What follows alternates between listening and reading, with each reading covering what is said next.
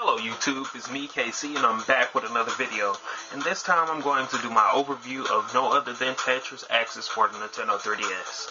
When going into this game, I expected the graphics to be a lot more amazing, but the graphics seem to take a little bit of a hit. It doesn't seem very well polished at all. You can kind of see jaggies and all that other stuff. As far as the 3D and how it plays out, you can see the depth in the 3D, but it's not all that amazing as you would probably see in the Super Mario Land 3D trailer or the Mario Tennis trailer. It's not outstanding by all means. So if you were expecting better 3D, it's not really there. You can see the depth, but it's not all that great. But enough with the graphics. Let's go to the gameplay.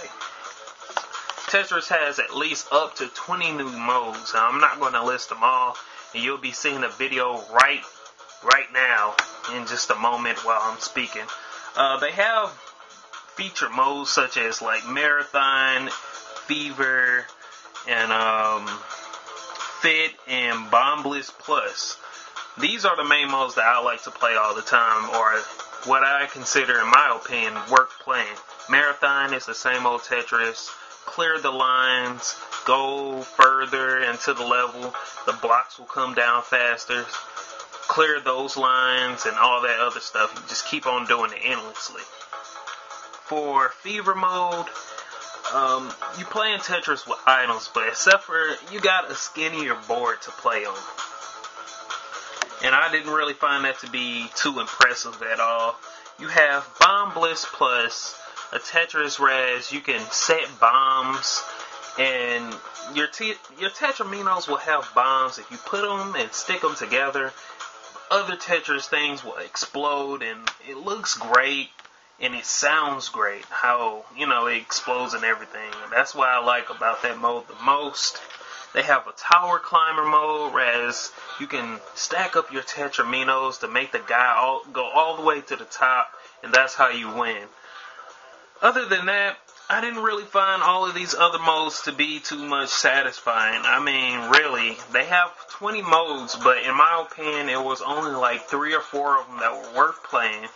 And 3 or 4 of them have an endless mode option. So that means you can keep playing forever or play for extended amounts of time.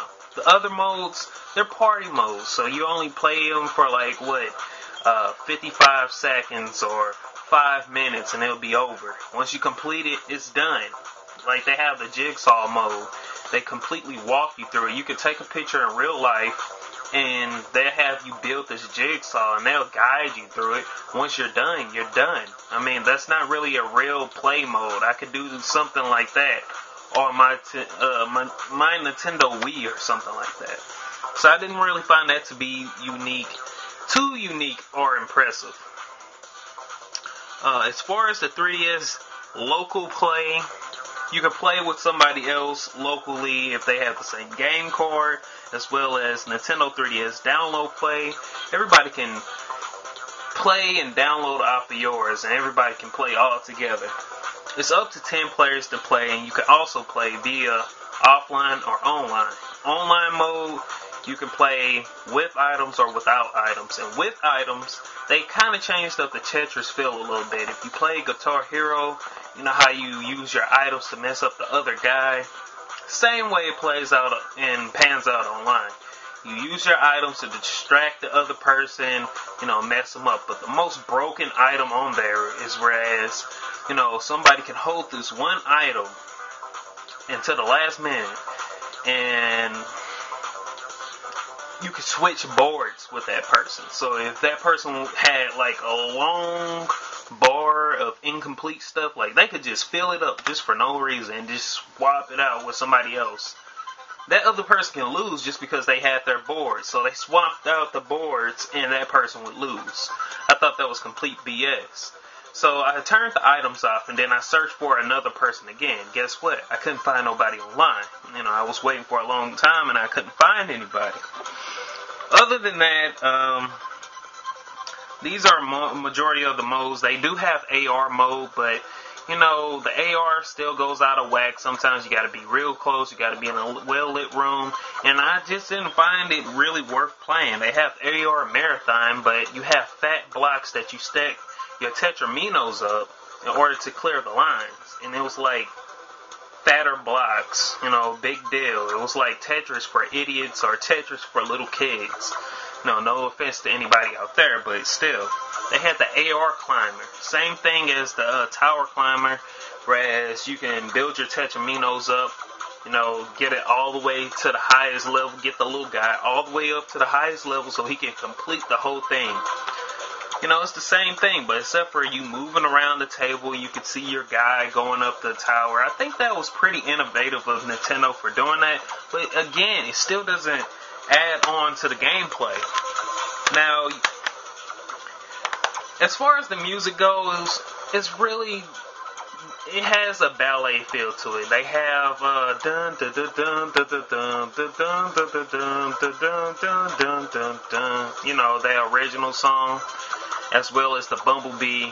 But the rest of them sound like ballet songs, and I really wasn't too fond of that. You have 13 tracks to choose from, and it wasn't really all that amazing.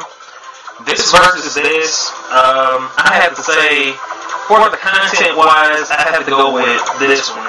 And how it was just polished. You could tell that they put their time into this rather than Tetris Axis. Whereas it seemed like they slapped at least 20 game modes in just to get the game out. Now, I'm comparing it with this and Tetris Worlds because the music was great on here. And in fact, I've been using Tetris Worlds music throughout my whole video right now. So you guys already know how that is. The music on there was amazing. But if you play it on here, you're really not going to be too excited, in my opinion. Overall, the game is $35 in your retail stores at GameStop. But everywhere else is $30. In my opinion, again, I don't think it's worth the $30, and I think you guys should save your money and wait till the price drop or something down to 20. So, with that said, I hope you guys enjoyed my overview of the game. I really didn't find this game to be that much appealing. In fact, I want to sell it and still want to play this because I think it was well polished, and the creators took their time to put, you know, the shine into this title. So, I don't know about this game. It's not worth the $40. It's not worth the $35 title. It's not worth the $30 title, price tag, I mean. And I'm just being nice by saying it's worth $20. So with that said, Ken91 out. I hope you guys found this information useful, and happy gaming.